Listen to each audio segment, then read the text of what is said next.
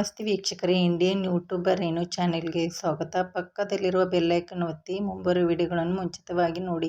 ನಾನು ಇವತ್ತು ಗೋಧಿ ಹುಗ್ಗಿಯನ್ನು ತುಂಬ ಈಸಿಯಾಗಿ ಹೇಗೆ ಮಾಡೋದಂತ ಹೇಳ್ಕೊಡ್ತಾ ಇದ್ದೀನಿ. ಹಾಗಾದರೆ ಮಾಡೋಣ ಬನ್ನಿ. ವಿಡಿಯೋನ ಕೊನೆವರೆಗೂ ಸ್ಕಿಪ್ ಮಾಡದೆ ನೋಡಿ. ನಾನು ಇಲ್ಲಿ 1 ಗ್ಲಾಸಷ್ಟು ಪಾಲಿಶ್ ಗೋಧಿ ನುಚ್ಚನ್ನು ತಗೊಂಡಿದ್ದೀನಿ. ಈಗ ಇದನ್ನು 1 ಗಂಟೆ ಬಿಸಿನೀರಿನಲ್ಲಿ ನೆನೆಸಿಟ್ಟಿದ್ದೆ. ಈಗ ನೋಡಿ, ಈ ರೀತಿ ಚೆನ್ನಾಗಿ ನೆನೆಸ್ಕೊಳ್ಬೇಕು. ಈಗ ಒಂದು ಕುಕ್ಕರನ್ನು ಇಟ್ಕೊಂಡು ಅದರಲ್ಲಿ 3 ಗ್ಲಾಸಷ್ಟು ನೀರನ್ನು ಹಾಕ್ಕೊಳ್ತಾ ಇದ್ದೀನಿ. ಈಗ ಲಿಡ್ ಮುಚ್ಚಿ ಒಂದು ಕುದಿ ಬರೆಯಲು ಬಿಡಬೇಕು. ಈಗ ನೀರು ಕುದೀತಾ ಇದೆ. ಈಗ ನೆನೆಸ್ಕೊಂಡಂಥ ಗೋಧಿ ನುಚ್ಚನ್ನು ಇದಕ್ಕೆ ಹಾಕ್ಕೊಳ್ತಾ ಇದ್ದೀನಿ. 1 ಟೇಬಲ್ ಸ್ಪೂನಷ್ಟು ತುಪ್ಪನ ಹಾಕಿಕೊಂಡು 10 ವಿಸಿಲ್ ಚೆನ್ನಾಗಿ ಮಿಕ್ಸ್ ಮಾಡಿಕೊಂಡು 10 ವಿಸಿಲ್ ಕೂಗಿಸ್ಕೊಳ್ಬೇಕು. ಈ ರೀತಿ ಚೆನ್ನಾಗಿ ಕೂಗಿಸ್ಕೊಳ್ಳೋದ್ರಿಂದ ಸಾಫ್ಟಾಗಿ ಗೋಧಿ ಹುಗ್ಗಿ ರೆಡಿ ಆಗುತ್ತೆ.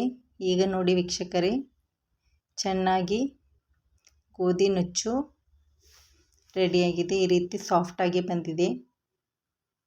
ಈ ರೀತಿ ಚೆನ್ನಾಗಿ ಕುದಿಸ್ಕೊಳ್ಬೇಕು. ಈಗ ಅದನ್ನು ಸ್ಮ್ಯಾಶರ್ ಸಹಾಯದಿಂದ ಈ ರೀತಿ ಮುಗುಚ್ಕೊಳ್ಬೇಕು.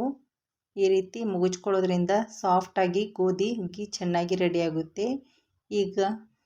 ಈಗ ಇದಕ್ಕೆ ಅರ್ಧ ಕೆಜಿಯಷ್ಟು ಬೆಲ್ಲನ ಹಾಕ್ಕೊಳ್ತಾ ಇದ್ದೀನಿ. ಈಗ ಇದನ್ನು ಚೆನ್ನಾಗಿ ಮಿಕ್ಸ್ ಮಾಡ್ಕೊಳ್ಬೇಕು.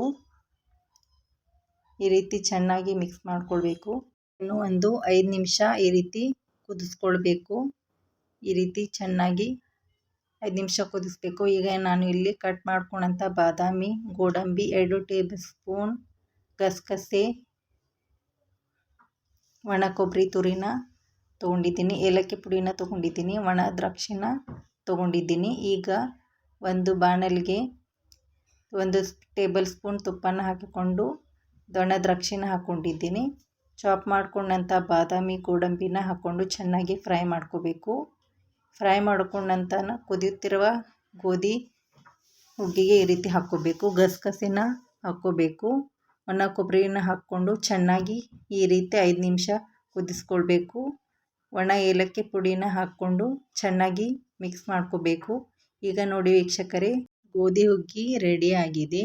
ಈ ರೆಸಿಪಿ ಹೇಗೆ ಆಗಿದೆ ಅಂತ ಒಮ್ಮೆ ಟ್ರೈ ಮಾಡಿ ಕಾಮೆಂಟ್ ಸೆಕ್ಷನಲ್ಲಿ ತಿಳಿಸಿ. ನನ್ನ ಚಾನೆಲ್ಗೆ ಸಬ್ಸ್ಕ್ರೈಬ್ ಆಗಿ ಲೈಕ್ ಮಾಡಿ. Thanks for watching.